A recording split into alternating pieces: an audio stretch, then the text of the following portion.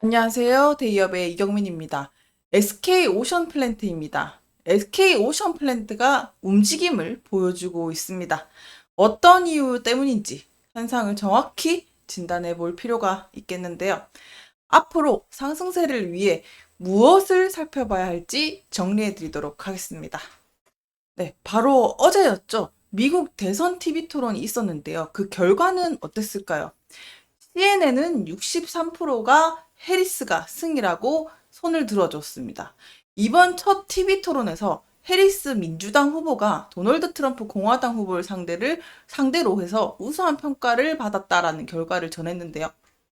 일단 CNN 여론조사에 따르면요. 응답자의 63%가 해리스 후보가 논리가 더 낫다라고 평가를 하면서 트럼프 후보보다는 더 나은 것으로 평가를 했습니다. 이유는요. 해리스 후보가 아무래도 자신감 있는 발언과 날카로운 공격으로 높은 점수를 받았다라고 볼 수 있겠는데, 이 말투만 단호했던 것은 아니죠. 뭐 보건의료나 임신 중절 문제에서 강력한 입장을 표명을 했던 것이 아무래도 힘을 실은 게 아닌가라고도 생각이 드는데요.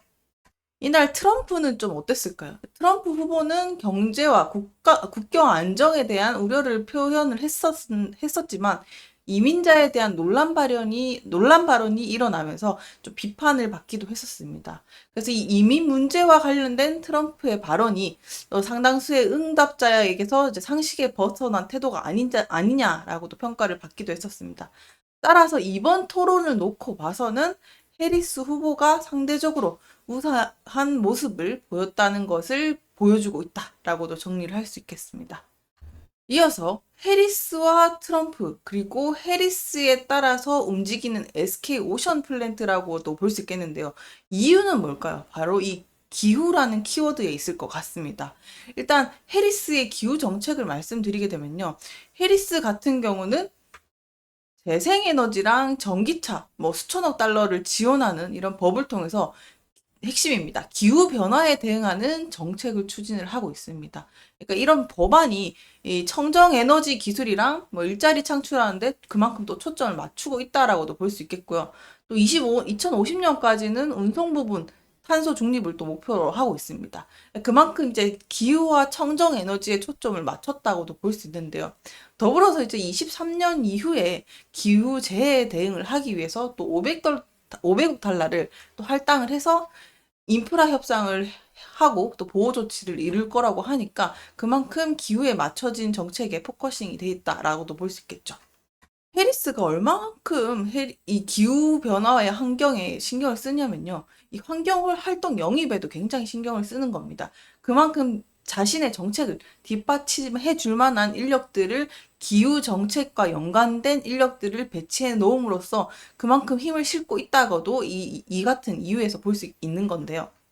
그래서 이 정책 토론과 함께 해리스의 지지율과 선호도가 증가할수록 SK 오션 플랜트의 주가 또한 변동을 칠 수밖에 없다는 연결고리를 확인하실 수가 있겠습니다.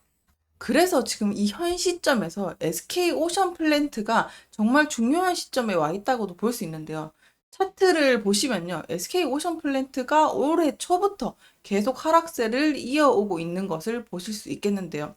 일단 첫 번째로 올 초에는 업황의 불확실성이 커지게 되면서 지속적인 하락이 이어졌었죠. 그러다가 6월 초에 뭐 해상풍력 프로젝트 소식이 조금 이어지면서 소폭 상승을 하는 듯 했지만 결과적으로는 최근까지 지지 구간을 뚫고 최저점까지 내려갔었는데요.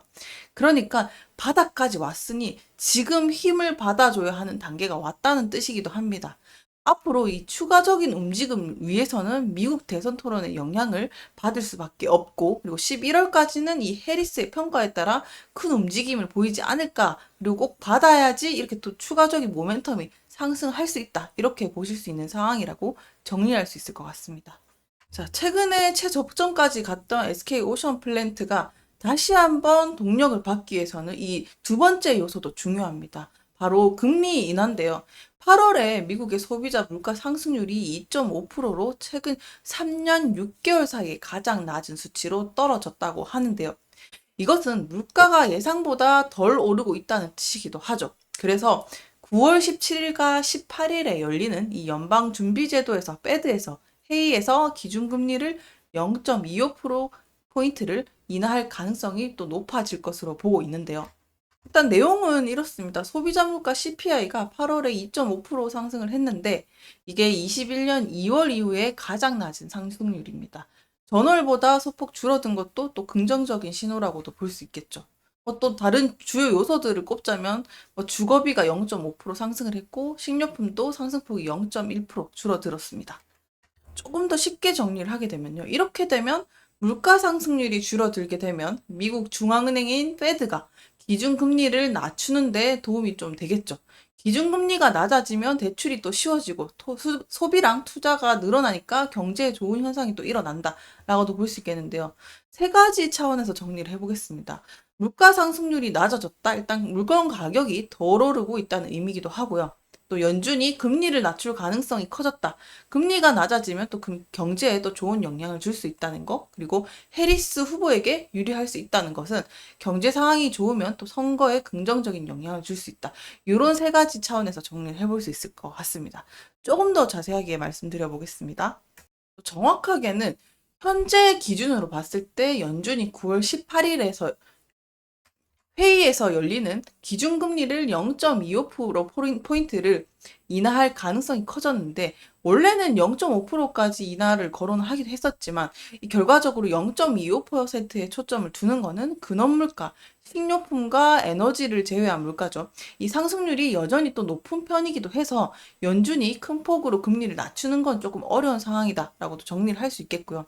다시 한번 말씀드리지만 물가 상승률이 좀 낮아지고 금리가 인하가 되면은 경제 상황이 또 개선될 수 있는 평가를 받기도 합니다. 그래서 이 민주당 후보인 해리스에게 유리하게 작용할 수 있는 그림이 그려질 수 있게 되고 경제가 좋아지면은 아무래도 유권자들이 경제를 잘 관리하고 있다 이렇게 느낄 가능성이 높기 때문에 해리스 후보에게도 긍정적인 영향을 미칠 수 있다 이런 식으로도 생각을 해보실 수 있을 것 같습니다.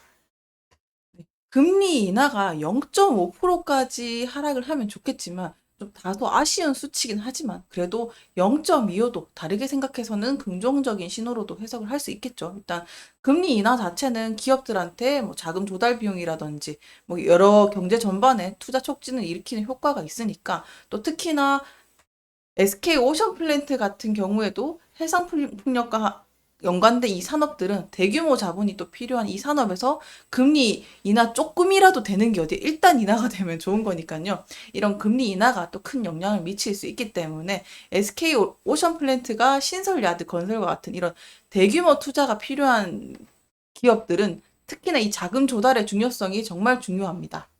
그래서 앞으로 이 추가적인 금리 인하의 가능성, 중앙은행이 금리를 더 인하할 가능성이 또 있다고도 또 보고 있고, 이 경기 부양을 위해서 금리를 추가로 또 인하하게 되면은 기업들한테는 또 더 좋은 영향을 받을 수 있다는 거.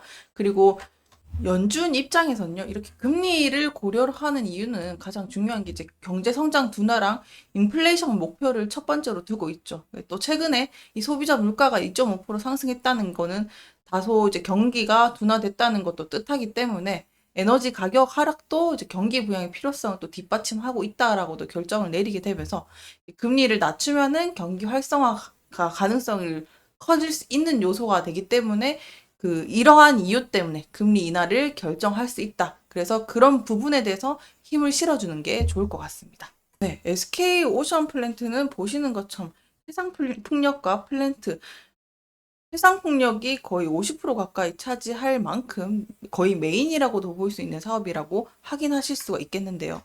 SK 오션 플랜트의 이슈를 정리를 해보도록 하겠습니다. 일단 SK 오션 플랜트가 이제 앞으로 성장 전략과 대규모 투자에 대한 계획을 또 얘기를 한번 했었죠. 일단 해상풍력 시장을 또 선점하겠다라고 포부를 밝혔는데요. 이 해상풍력 특화 생산기지를 조성을 하면서 글로벌 떠 있는 거, 부유식 해상풍력 구조물 시장에서 이제 경쟁력을 강화하겠다라고 하면서 신야드 조성 계획을 발표를 했었는데, 이게 경남 고성군 동해면에 있는 거 신야드를 26년 말까지 완공할 예정이라고 합니다.